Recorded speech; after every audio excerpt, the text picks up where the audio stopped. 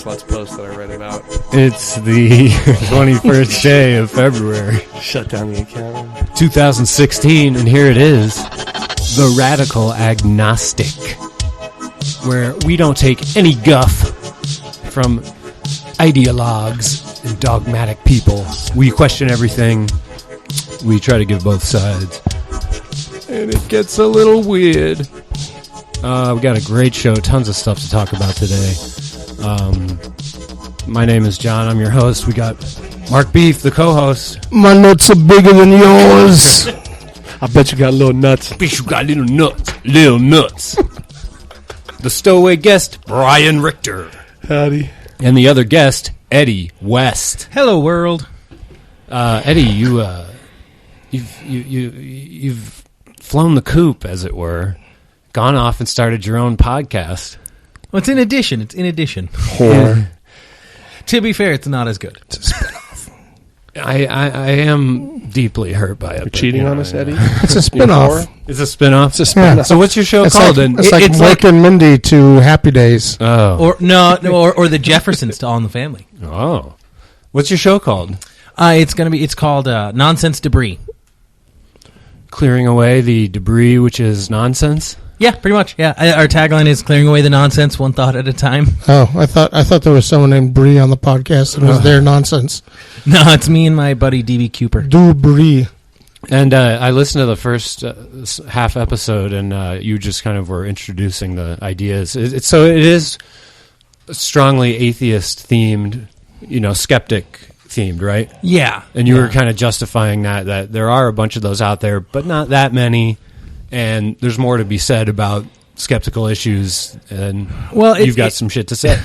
It held me back from making one for a while, just because there's a lot of podcasts out there. There's, I listen to a dozen every month, every week, and but then I remembered that there's literally whole channels devoted to televangelists and Christian programming and stuff. Right. And so what feels like a lot to me, just because I happen to have enough to last me a week, does not mean that there's actually that much really out there in the world. That's true, but then again, there are a lot fewer atheists in this country true. than there are religious people. What is it, 7 in 10 Americans are believers, strong, like really strong believers? Yeah. I think. Yeah. 7 out of 10 really strong believers. It's really hard to quantify. When interviewed, they'll respond. Okay. I am strongly religious. So we're back to that bullshit. Yeah. Because that's exactly. Because strong belief is praying 5 times a fucking day, even if people are shooting at you. That's strong belief. Strong belief is arguing over whether you should pray pointing directly at Mecca or using the Great Circle, because technically that's a quicker distance. Strong belief is like beating people to death because they defaced the Quran. That's strong belief. Is anyone going to give it a good example of strong religious belief, like a positive behavior? Is that a thing?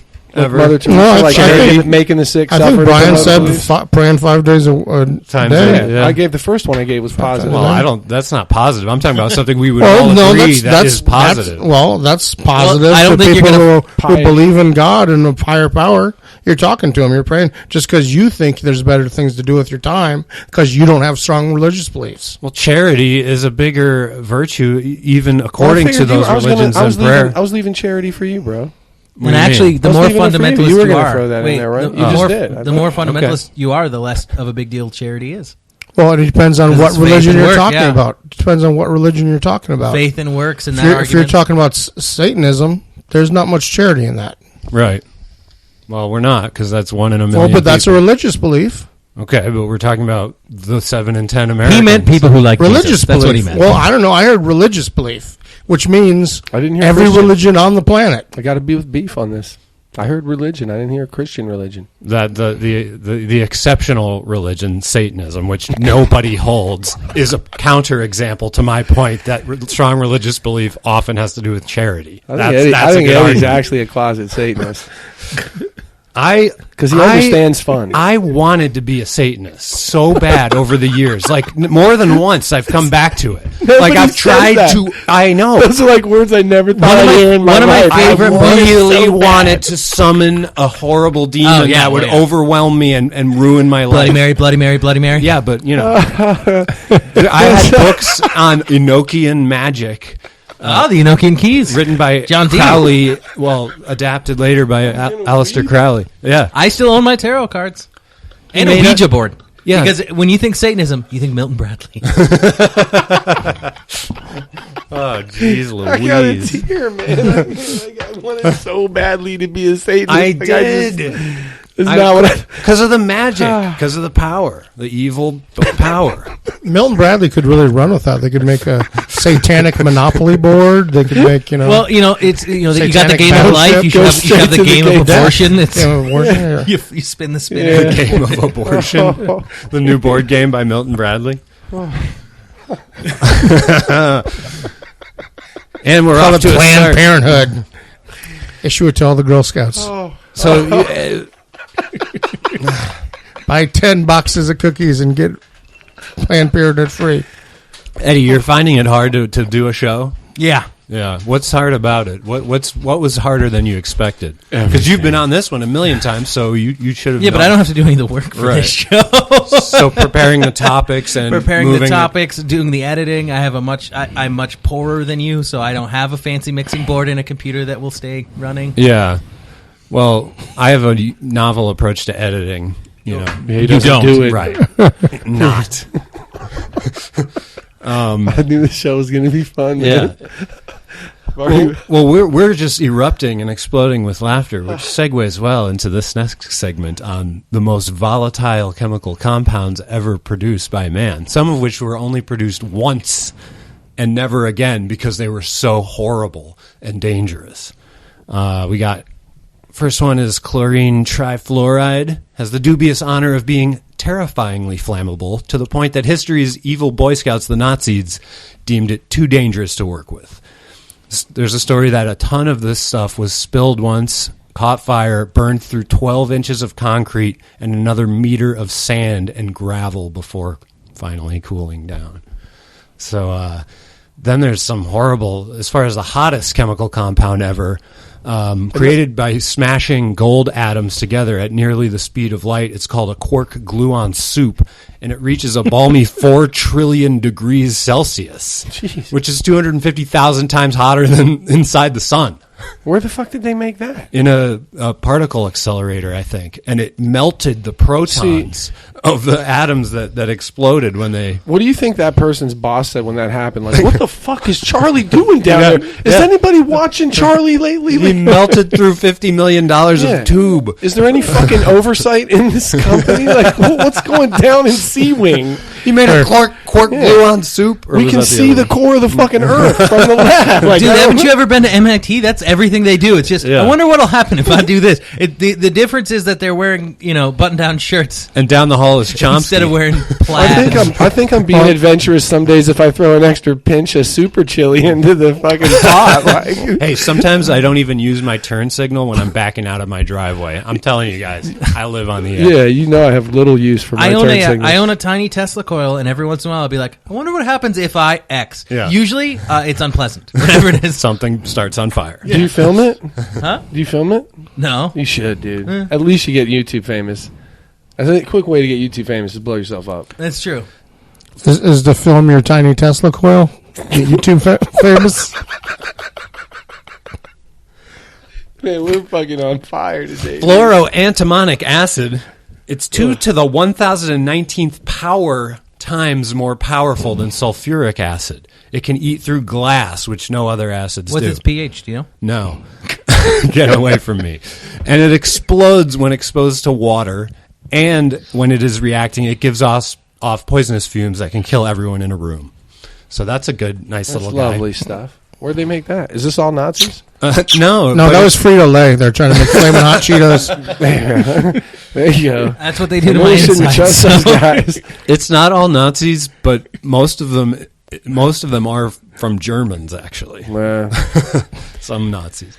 Polonium-210, so radioactive it glows blue. Most radioactive stuff is not like on The Simpsons; it doesn't really glow. Right, but this. Oh, that's Mountain Dew Baja Blast. Yeah, it's the blue Mountain Dew. You've got a snack food corollary to all of these. Some radioactive stuff glows. I got tritium in my pistol sights. Yeah. Well, and that's the Radium Girls. The girls who were painting the radium watch faces in World War II, that glows. And no one told them it would give them cancer, so they're like licking the paintbrush so that they can be precise. Oh, neat. Yeah. Well, this polonium-210 is what Putin gave that guy. Oh, is that the one that is polonium-210? Yeah, Litvinenko, that former spy that Putin had murdered. He slipped him some of this shit. Allegedly. Yeah. Put some polonium-210 in his crumpets. The dude got cancer. He's Russian. He doesn't eat crumpets. The dude got cancer. Kaiser rolls. The dude got cancer a week later. I'm surprised it took that long. Put it in his borscht. I think he got diagnosed a week later. I'm pretty sure that's one of those like, oh, you've touched that, so you have cancer now. Yeah. Well, but you look at a picture before and after, and that's the thing that's really telling of that dude. Like in the space of a week, he was hairless and he got super wrinkly. Like his face got this desiccated. weird. He looked like he was 95 years old. Wow, Professor Farnsworth. Yeah, actually, because he was wasting away. But of all of these one of the few things you can get medical marijuana in the state for. Of all these things that I wasting away, wasting illness usually related. Wasting away again. Wasting disease. In Margaritaville, my favorite Marijuanaville. Shut up. My favorite of all of them was helium-2 in its liquid form. I like the original better, and the third one was okay, but helium-2. I like their earlier work. Yeah. It becomes a superfluid when you get it down to near absolute zero, about 2 degrees above absolute zero, and superfluidity is a state of matter that occurs at extremely low temperatures, has high thermal conductivity, blah, blah, blah, and zero viscosity. These are liquids with no viscosity. And what that means is once this helium-2 takes liquid form and you have it in, this glass or metal container, and you have it in a machine to get the temperature that low because otherwise you can't, it drips through the solid container that it's in. It starts dripping out of it like there's a leak in that container. And what it's doing is, because it has zero viscosity, it's going in between the atoms of that container. And then what does it do when it warms up? It boils. Oh. Yeah, it boils, and then it turns into a gas at, very low temperatures. Helium-2 is already a gas. Is it going through the atoms, or is it creeping up the sides? Well, it does that too, and that's the other cool thing. It acts like it's alive. It defies gravity. If it's in a cup, it'll go up the wall of the cup and around and down.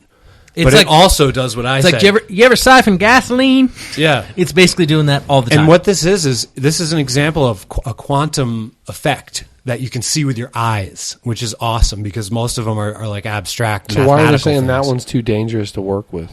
Oh, it's not. I don't think it's too dangerous. It's just what fun. The fuck, man. You had me all ready for the payoff. I'm like, what's that one do? No, it's just that. No, yeah, it's so cold that you can't get near where it actually is or touch it, so it's dangerous. Yeah. Well, and what's that temperature in Kelvin? And balloons don't float. It's like 2 Kelvin, right? 2 Kelvin, I think. I don't know if it's 2. Because 0 Kelvin is absolute zero, right? Which we can't get to. Yeah. So right, it's impossible. But this is matter in a quantum state, sort of showing a quantum effect that breaks all the rules. And I don't know, it's awesome. You can look videos up of it. Helium-2? Helium-2, yeah. It's really interesting anytime you have something that violates... Is that how they made the blob? Is that what happened? Then they tried Pretty to much. shoot it into space and it showed back up and it just fucking wreaked havoc. Yeah, that's what that was. Exactly. Well, what in the it movie was. Moon, Helium-2. Did you guys see Moon with Sam Rockwell? One of my favorite Helium-3 movies. That movie was so much better than I thought it was going to be. I was like, oh, this will be okay. I watched it, I'm like, oh my god, this is really good. I thought it was good. like a cheesy sci-fi movie when I watched it. I'm like, man, this is awesome. It was super low budget. They made it for like $500. He's a clone, right? Isn't that the one? Spoiler alert. Yeah, well done, I sir. don't give a fuck. It's been around for a while. If you haven't seen it yet, you didn't really want to. Also, that doesn't do it justice. Like that. That won't even ruin part it. of the twist. Yeah. But Well, you figure that out fairly quickly. but Yeah. I just recently Because took he's a clone, but he's a clone of Scarlett Johansson. Right. What were you saying, Eddie? I was going to say, I'm taking a physics course, and so I'm redoing the Newton's laws, which are always interesting. And Newton. Can he just one? Well, one of the things is how horizontal velocity and vertical velocity are completely independent. and you need something to, and everything has to add up to, 0, et cetera, et cetera. But when you have something that literally creeps up a wall, that is clearly violating the idea of there's no force there. There's nothing forcing it to do it. It just does it. It just does it because why not? Because down at the quantum fuck you, level, that's why. we don't play by those old rules. Right. That's what happens. He didn't choose zero viscosity. Zero viscosity chose him. All right? It's like the fucking thug life for substances. Speaking of Newton and stuff, I just want to read this one little fact You're here. going to read to us, John? Yeah. Oh. Story time. Okay. Where's my blanket?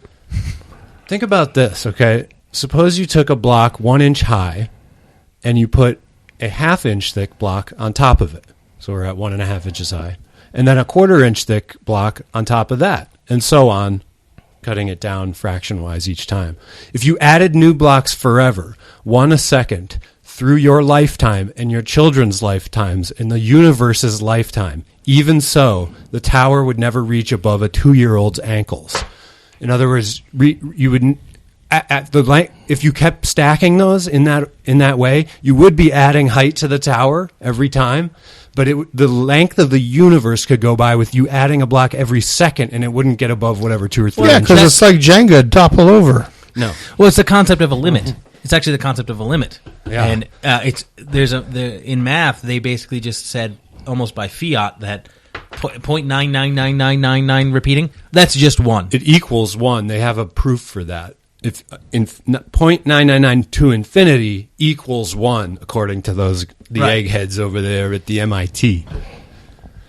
So anyway, none of that makes any sense. Because I'll tell you why. Because if you walk into Taco Bell with 99 cents and it costs $1, you don't get it. Damn. Mic drop. But if you buy 99.9 cents worth of gas, they're charging you $1. That's true. You get upcharged. What's the double-edged sword of life, Eddie? That's how you always get it up the keister. They round up. you get nuts. Rounded up the keister. Keister. Keister. Oh, yeah. I like to bring back. You got to bring back Keister. Sometimes you bring it back. Even if it's just for a second, you bring it back. Just a flash in the pan. Keister. Well, A lockster? What was the movie with the gold watch that he got back from Vietnam that had been keistered? It's Pulp Fiction, man. Was it Pulp Fiction? yeah. For some reason, I held this Christopher uncomfortable Walken. hunk of metal up my ass. Yeah. 5 years. Oh, Tarantino. And now? So we had yesterday had 2 pretty important elections in this presidential thing. For the Democrats, they had the Nevada caucus, and then the Republicans did a primary in South Carolina. Trump destroyed. So when do the Republicans in Nevada vote, and when do the Democrats It's pretty in much South Carolina vote? It's pretty much flipped by week. So Saturday is South Carolina for But the they're Democrats. both on Saturday. They're I don't not know on if Tuesday? the Republican is on Saturday, but the Democrat is in South Carolina next Saturday. So Trump destroyed the PAC. That's the second primary in a row that he's won. So it's looking like this is actually happening, and actually no Republican has ever won New Hampshire and South Carolina and then not become the nominee. So odds are, like, he's actually going to do this against all odds and Let's do this. and become the Republican guy. Does that scare me? Yeah. But it's also kind of great because he's sticking it up the butt of the Republican Party. They do not want this. Fox News did not want this, and they've been unable to stop it. They all fall prefer in their line. racism to be, subtler. They'll fall in line with him if he becomes the nominee, but between now and then, they'll do everything they can to prevent that outcome. But He even pissed off Glenn Beck. Not even Glenn Beck is supporting him. Well, but he's actually No, but see, Trump's insane and Glenn Beck's insane, so Yeah. I would have expected Glenn Beck to be all over Trump. right. But Trump's for a lot of the same policies that Sanders is for. That Didn't he that, get in trouble because Democrat was before? somebody listed So- parts about, there's a candidate who's in favor of universal health care and something else and something else. He's like, well, yeah, of course I am. And he was like, no, that was Sanders. I was talking about Bernie. There's no idea what he's... well, I mean, look. So wouldn't you rather have him than say fucking Cruz or Honestly, yeah, because look at the debate. Trump had the balls to stand on a Republican stage and say, George W. Bush didn't keep us safe. The worst thing that ever happened to us after Pearl Harbor happened when he was the president. Exactly. What the hell are you talking about? How can you revise history like that? And be like, well, for all my brother's flaws, George W. Yeah. At least he kept us safe. No, he didn't, by definition, do that. Right. He failed to keep us safe. Yeah, he got the biggest terrorist attack in American history and 2 wars started. Yeah. So, yeah, it's not. So- I don't think anybody was feeling real fucking safe by Right. the end of it. Trump had the balls to stand up there and get booed by the crowd and say that and go against the Bush dynasty. He could have easily just fallen in line and been like, yeah, Got booed Iraq by war. the crowd and won anyway. He didn't. How weird that is. He didn't. He's against the whole Iraq war. I mean, he said that on that stage too. That's a pretty big deal. What it comes down to is the Republican Party has lost the Republican people. Yeah, the conservative American. Yeah. Exactly. They've lost them. The Republican Party went insane like a decade ago. Well, No, this it's not insane. is They their just voters became- realizing that they've done it. Like they're like, we're done with you. They're just if there you to don't like protect. insane, then off the rails. No, not even that. They're just there to protect they've become isolated and self-interested and not connected to their constituents. They just want to stay in office or make This more money. is or absolute proof of that Yeah. because he's Oh. a complete outsider. And there's another party that's like that a lot too, I think. But I can't Yes. remember their name. Yeah, which is why I won't switch my voting affiliation to go back and vote in the Democratic primary. I told the Democrats I was never coming back when I left, and I'm never coming back until you fucking stop dummying up. Well, that leads us to the Democratic race yesterday, where Hillary Clinton won by about 4%. My thing earlier in the week was Sanders needs to get within 5% of her in this one because I didn't think he would win. And I said he needs to be close in this Nevada thing to show that to have any chance from here on out. And he did. So he got within 4%. So he has a chance, I think, still. I think it's just very, very slim. And it's It's like how many? It's like 489 to 19 superdelegates. I don't think he has a chance, man. You Right. can't. Don't But look at the superdelegates. the thing 'cause is, those they don't count. could switch eventually. The superdelegates, they can just switch their opinion if he starts winning every state, and obviously everyone Yeah, but wants him. when you They've say done that- it before. When you say that, though, to me it sounds like because Bernie's not the establishment, Hillary's the establishment. Right. So when you say that, it seems like the guy who's hanging on the cliff. Like if this falls, maybe the establishment starts to fall, and he's still got grip strength and just decides to let go. That's what that sounds like to me. Like the superdelegates might switch to Bernie. No, they're not. They're not going to let go of what they got. Well, no, I think it he depends. wants to tear the house down to a certain degree, and they're not going to let their house come down. Yeah, but there's a problem with, say he was really winning all these states, right? And he was piling up the real delegates, and he had enough, way more than her. But with the superdelegates, she could squeak out a victory. The Democratic Party and all those superdelegates would have to think real hard about, are we going to... This is in plain sight. They don't do it secretly. Are we just going to have Hillary be our person and lose that 55% of our people that wanted Bernie? Because they're all going to be pissed at us. And then you also elevate a candidate. Are they going to be pissed enough to vote for Trump, though? Well, but they might be pissed enough not to come vote at all. So right. that's right. And you have to remember that the purpose of the superdelegates was to prevent pure populism from tipping an election. There are just so many superdelegates that, in principle, they could almost decide the election, or the caucus or the primary. nomination. They could also decide almost decide the nomination themselves. And I want to take a step back and appreciate your cynicism, Brian and Mark, because it's valid and it happens, and that's when systems have to change. That's why the superdelegate system was put in place. Yeah, the system kind of broke. Exactly. That's why. Well, But anyway, I don't think he's going to beat her in the normal delegates either. But to stay with this, so he lost by 4%. Yeah. But on at least from my understanding, I've got about 5 or 6, maybe more friends in Vegas that went and voted yesterday. Yeah. And pretty much all went and voted for Sanders, and we're all at the Democratic caucus and stuff. And almost all of them had something to say about the caucus and stuff that happened at the caucus. Fishy Whereas shit. in one guy said that when he went there, they all had cards already pre-filled out for Hillary that they're passing out to people. Yeah. Going, here's your card to, say who you want, and you can, and they wouldn't say like, oh, you can fill it out yourself. They just go, here's your card, Yeah. I saw pictures of a lot of that. And then he said that another person, when he went to actually vote, they actually told him, you're voting for the wrong person. Yeah. And the forms themselves to like fill out your register, like just to come in there and sign the form before you caucus at all, before you vote, they had that H with the arrow logo on the voter sign up forms. Like here, like the form you signed to say I showed up to vote today, let me in, had a Hillary logo on it. So I mean that's and then they're supposed to keep that away from the polling place or whatever within like I don't know 100 feet or whatever the fuck it is. I don't know if that's true for caucus, but it's true for polling. But anyway, it's still fucking shady. It still sounds shady. And then supposedly there was a report of a bus coming up with a bunch of homeless people on it who all voted for Clinton, and supposedly were talking about they had just gotten money to do this and all this stuff. I don't know how valid that is. There's another a woman, a Latina woman. This is the one I want to talk about because this one I know to be true. And she said that Bernie, she wanted to. She's a Hillary supporter. She wanted to translate something for. Do you mind if I take lead on this? So this one, because not to badmouth the things you've heard at all, but without some more confirmation, they're a little bit. I don't know. Well, that's all we've got. But right, but this one has been confirmed. Like this one has. Right. Like, so go ahead, what happened? So the moderator of the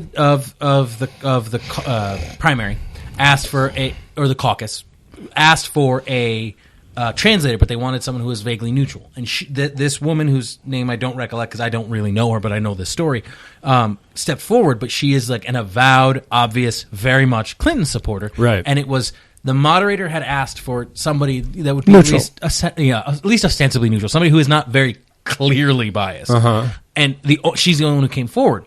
So the story she told is that the Bernie Sanders supporters then started shouting, "Only English," or English only, Right. And the problem is that in reality, that's not at all what happened in any way, shape, or form. What actually happened is that she stepped up, nobody else stepped up, and the moderator said, "Okay, well then I guess this will be only English because we don't have an independent moderator." Yeah, and the Bernie supporters started yelling, "No, a neutral person," and she said she heard English only, which you can't even pretend that. Wow. And that's what they were trying to frame it as, was that Bernie supporters were shouting English only at this thing. But that's how they try to frame it. You know what, though? That's shady as fuck, though. Yeah, one of the best victories about this for Bernie is that he, according to the exit polls, he won the Hispanic vote yesterday, and that's huge because that's Hillary's whole thing: is that minorities don't like you, they like me.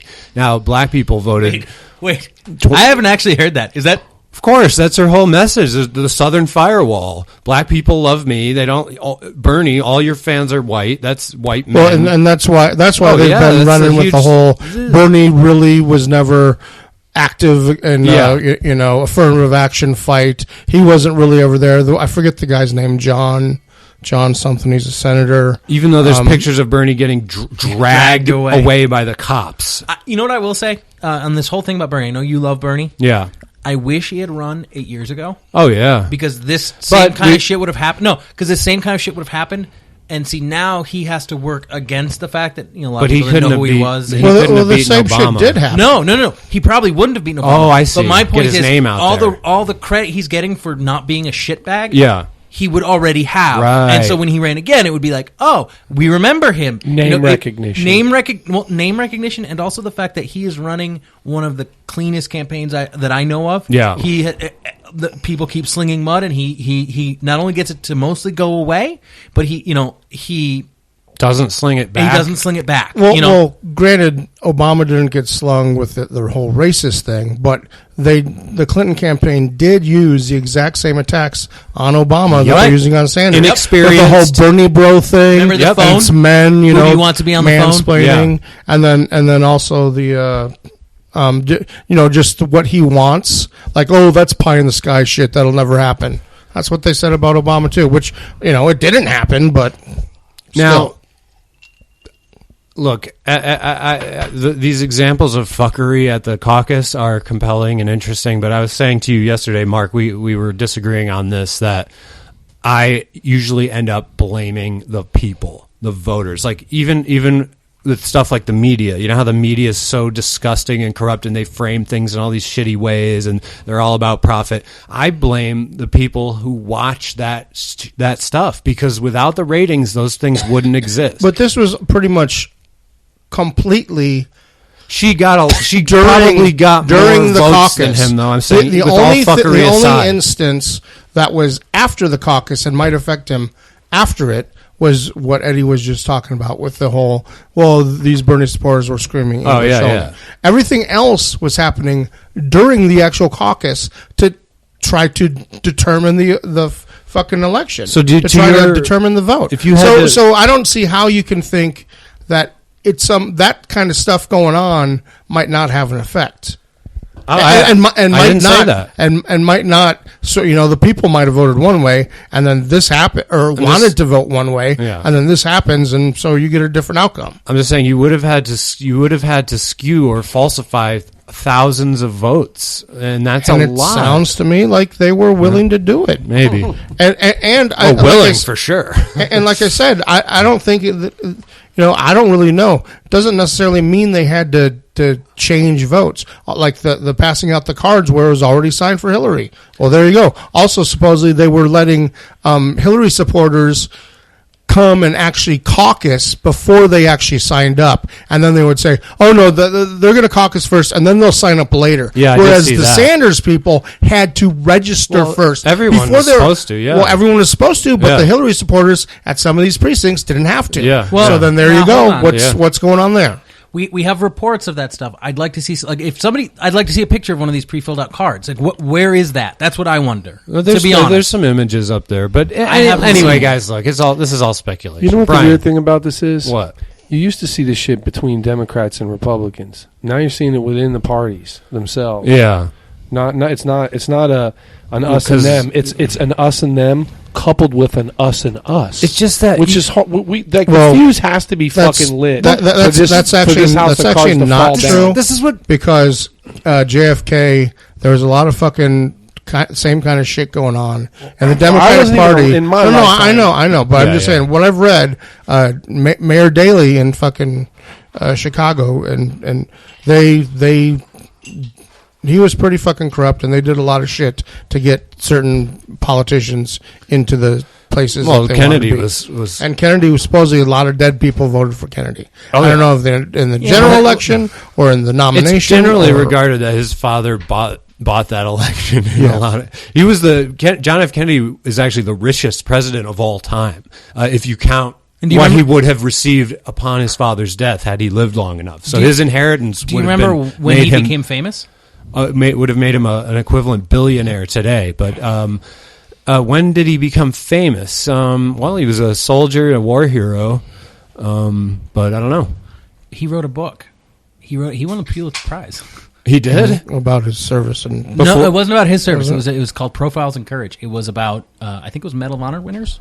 Before he held any office? Yeah. Well, no, I think he was like a senator. Okay. But he was like a nobody senator. Yeah, but that's the obligatory pre-presidential run book. Yeah. Memories of my Bill Clinton years. Oh, the White House. Smell my finger. Yeah. It's Maryland. Dreams. Well, but the difference is that it wasn't an autobiography. Right. It was an actual like scholarly work almost, kind of. Supposedly. Yeah. I've never read it, but it won a Pulitzer, so gotta be good. I mean, that's nowhere near as good as say winning the Nobel Peace Prize. But oh God, or a Grammy. Is it true that Donald Trump was nominated for a Nobel Peace Prize a couple weeks ago? Because I read that. Is that an actual true thing? Eddie, you'll look that up. Would you read it on the Onion? No, I think he's going to find that it's actually true, and it's just I wouldn't read the article because I was just like, well, fuck. I mean, it was already ridiculous after Obama won it for doing nothing. But he stopped a fist fight between Christie and Rubio backstage. So why? That reminds me, Jeb, because of the exclamation. Jeb. dropped out of the race yesterday. So and not like how Ben Carson dropped out, where he didn't really drop out, but Ted Cruz told people he did so that he would win the election. Right. No, he actually dropped out. Yeah, Jeb, the most heavily funded of all the candidates by far. What did he spend? Something like $160 million. Yeah, he's like it's like $160 million in his super PACs to donated to get him like 2% to get of the vote. nothing. It just flushed it down the toilet. I love that. And he's just bowed out, and so his votes though are going to go somewhere. So what has to happen now to stop a Trump victory? Wait a minute, Jeb bowed out? Yeah, he's out. Isn't that really? crazy? Yeah, yesterday I read that. What has to happen now is Carson and Kasich have to drop out, and if all of those voters go to Rubio, then Rubio's got a shot at stopping this Trump you're only bulldozer. rooting for Rubio so you can be right. Yeah. That's it. He's like the horse running at the back of the pack. How many and you're push-ups holding do you your have little to do? ticket, and you're like, "Come on, Rubio!" Yeah, I don't know, but out of Rillito Downs, it's not happening, bro. He's going to give free fish tacos. yeah, but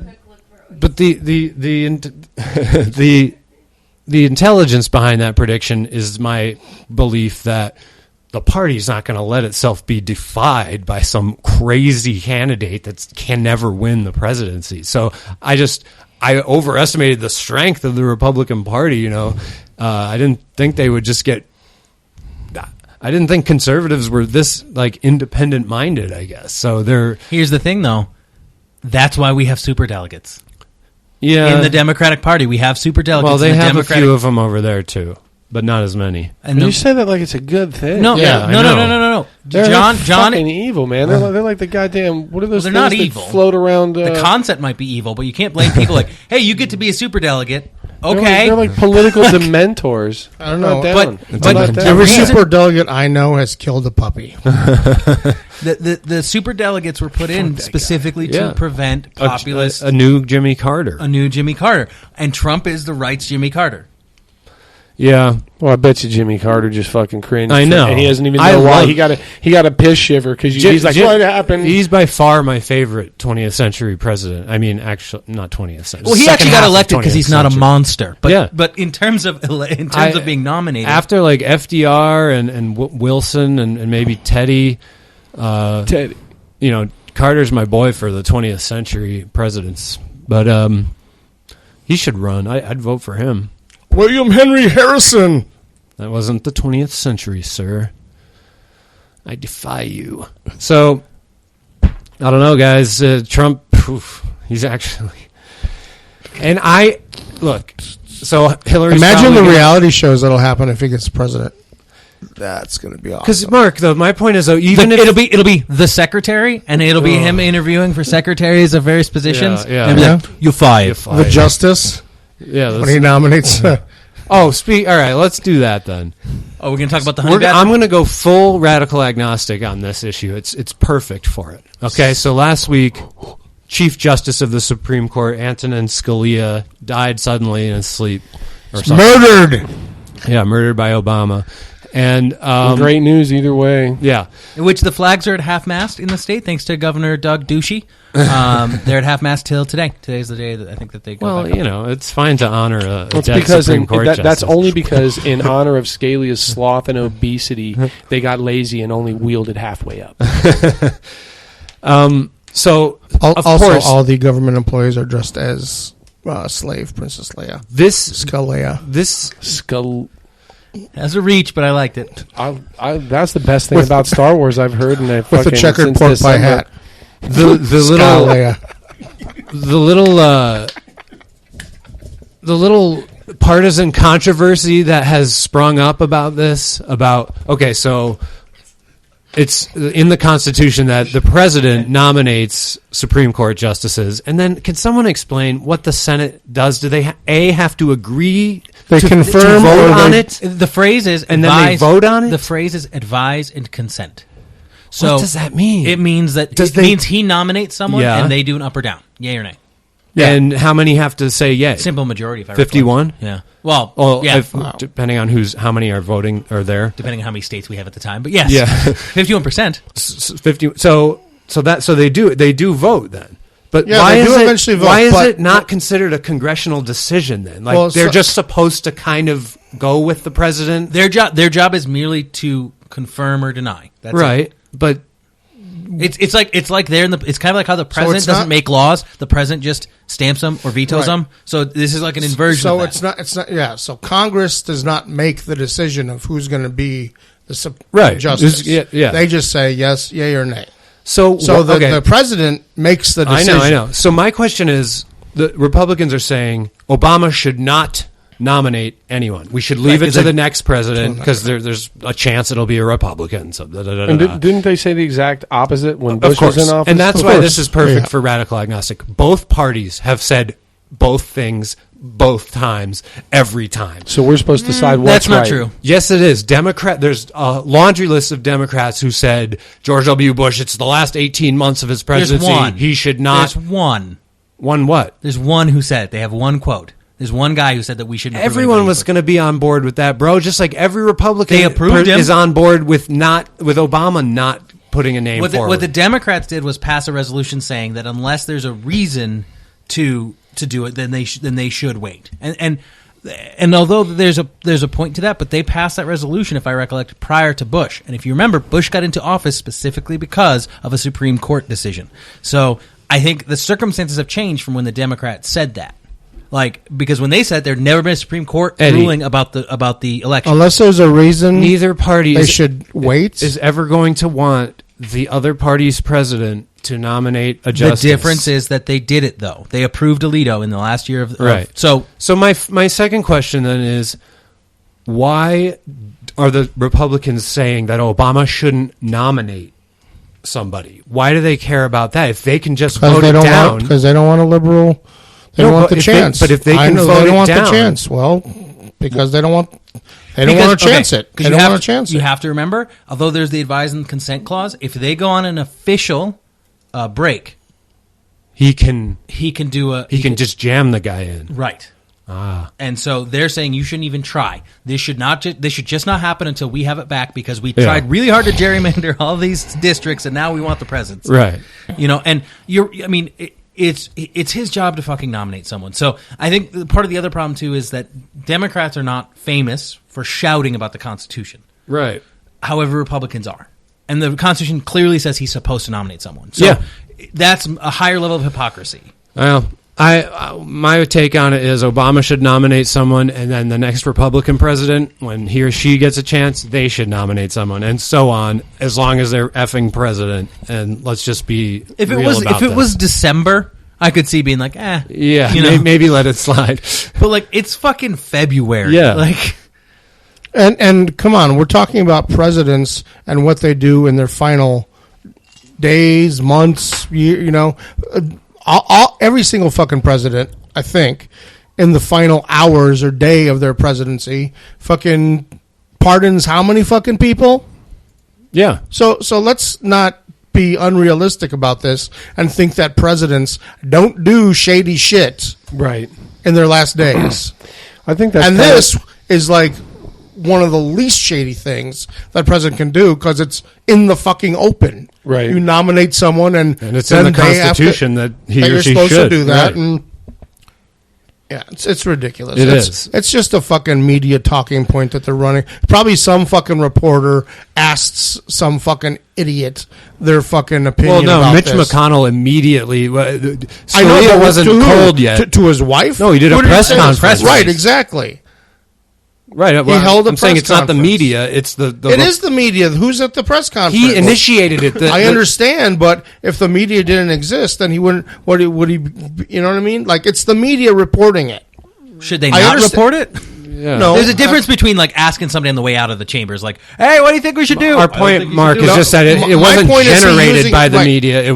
That was just transmitted. Well, it was generated by the media. It was, okay. Well, they probably didn't write his speech. But what I'm saying is No, I'm not saying they wrote his speech, but I'm saying he's using the media to get this out there, right? But he's voicing this thing, and I'm saying it's a fucking. And what I mean is, it's something. It's. Yeah, but if you get rid of all media, then we can scrap this. No, we got no show. We got nothing to talk about. Yeah, no, that's not what I mean. What I mean is that it's like fucking shadow and fog. It's like obscuring. There's something else going on that they don't want you fucking paying attention Well, to. see, now I don't know about that because I think this is a pretty overt, like they don't want a liberal justice going in there. Yep. So I don't think this is smoke and fog at all. I think they just straight up don't want what's about to happen in the wide open to happen. No, I agree with that, but I'm saying the reason that it's being represented in the media so much and the media is talking about it so much, instead of it just being like a blurb like, yeah, this guy said this. On to the next Isn't thing. this guy like isn't he like a party leader? He's the Senate Majority Leader of Okay, the yeah, so Republicans. that's a pretty strong fucking statement from your Senate Majority Leader. He's the leader of all Republicans. I mean, it is. He's the highest It is a I'm not story. poo-pooing what he said. I'm saying I know it's that- like if he came out and said 2 + 2 = 5, and then I was like, "Oh my god, did you hear what he said? Can you believe that?" And instead of like laughing at it, going like, "Yeah, cuckoo." Well, I don't think like, you can they're laugh at fucking something like that. continuing with I don't it think you can and laugh- like making it a debate. It's not a fucking debate. It's in the Constitution. All right. The president's supposed to do this. Is your point that you think it's more posturing than anything else? Yes. Okay.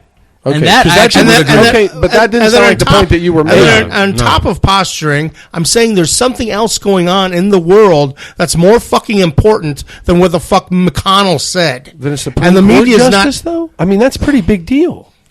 not than the Supreme Court, than what McConnell said. Brian's saying about the Supreme Court. This Yes. is important. It's an important issue. I Yeah, mean, it doesn't matter. what but- McConnell said wait, isn't can I just important? finish one sentence? What I'm saying is that no matter if there's something else in the world going on or not, this is important enough to pay attention to, regardless of what else is going on. I It's a agree fucking with you Supreme about Court this. justice. Yes, I agree with you about that. What I'm saying is not important is what McConnell said about it. Because it'd be like saying, hey, my neighbor came out yesterday and started screaming about the blue meanies in his toaster. But can you admit that your neighbor is not the leader of the Senate majority? No, I can't. I mean, but he I can has also a say lot that, of pull in American no, Brian, politics. But what I'm saying is, what I would be like, so what? Well, that's what McConnell said doesn't fucking matter because that's not what the Constitution says, and that's not what fucking, you know what I mean? Like, okay, McConnell, you can say whatever the fuck you want, but you're dumb and you're wrong. Marcus is just saying that the Supreme Court, the issue itself might be very important. We shouldn't care about PR statements by politicians that don't actually. He's not announcing a vote. He's not announcing an action. He's just saying, "I think this." Obama hasn't even nominated anyone yet. Right. And to be fair, it's actually the reason I jumped on it, and as trying to clarify your point, is because I was actually wanted to say something similar to that, because I was giving shit and I was saying, well, the Democrats voted someone in, but that they did, that's an action. Well, this is words, so they might just be saying like, fuck this guy, we're not going to do anything. And then if he nominates someone and it comes down to it, they may well do the right thing, and actually at least consider the guy. They may not like the guy or gal. They may not like him. That's but just not what I was getting out of the argument. Yeah. If that's what the argument is, then I'm good. Just- that wasn't what I was yeah, hearing. So I I was know. just thinking, Me I'm like, neither. I don't think this is necessarily a smokescreen for something else. Right. This is a big enough deal by itself that it doesn't have to be like subterfuge. No. I'm not saying that. No, I I'm get not- what you're saying now. All right, I all just right. didn't then. Like I got it. So we're at like the 45 minutes. So should we end this with something like quirky and fun? Does anyone have anything, or should we? well, I What's the stand best- by my characterization of Scalia as the honey badger of the Supreme Court, How so? because he didn't care, he didn't give a shit. Yeah, very conservative. He had this. Except for him and Ginsburg were super duper friends. Yeah, I'm sure. The notorious RBG. She can't be living much longer. She's so withered. She looks like a raisin. She has basically said that the only reason that she hasn't stepped down, because her husband died, a year ago? Oh, that's too bad. And then Scalia was like one of her best friends. And for all the shit I give Scalia, because I did not care for him as a human being or as Supreme Court justice or as a thinker, Yeah. but he at least was actually really nice to her from what I understand. Well, that's cool. And Well, and also everyone wants to, badmouth Scalia, and his decisions. You can say whatever about him, but he did pretty much always go constitutional. No, he didn't. Yeah, he did. No, he didn't. And, Well, yeah. most No. of his arguments were about judges legislating from the bench, and he that was his perfectly problem happy with that most when stuff. it suited his purposes. Yeah. This is a man who says that the Constitution says that that the Constitution allows government to favor religion. This is a guy. He's an originalist who is again who says that who believed it Yeah. was the driving force to the personal ownership of arms. It's like a fundamentalist who says, I read the Bible literally. And then you find all the passages where they took a really conservative or angry or murderous interpretation. And you're like, how is that literal? And they're like, see, it's right. They cover their own. My favorite example of that is the Jehovah's Witnesses, because the Bible tells them not to eat blood so they won't take transfusions. It's like, well, that's not literally the same thing. Right. And same thing with Scalia. It was originalist when it suited his purposes. Right. But no, my biggest problem with him is not that I disagreed with him, although I did. My biggest problem with him is that he was a dick to the people he was hurting and didn't give a shit about it. And if you can say, like, I'm very sorry, but this is what I truly believe, but he wouldn't do that. He'd be like, oh, this is just argle-bargle. Why don't gays try to just be straight? The Constitution allows the government to discriminate in favor of religion. Obviously, it's nonsense. He would make bad arguments, but he would push it with hard rhetoric like argle-bargle and pure applesauce. He was considered the funniest justice on the court, but he was not honest. Low standard if argle-bargle's getting laughs. Although, you ever been in court? Now that I say it. Now that I say argle-bargle. It's a funny word. It rolls right off. Yeah. All right. Turd Ferguson. It's a funny word. We got a bunch of... we're going to come right back, guys, for part 2 of this thing, and we're going to talk about a bunch of stuff, guys. I'm going to challenge Eddie with a religious thing. We're going to talk about Apple encryption fight. This is interesting.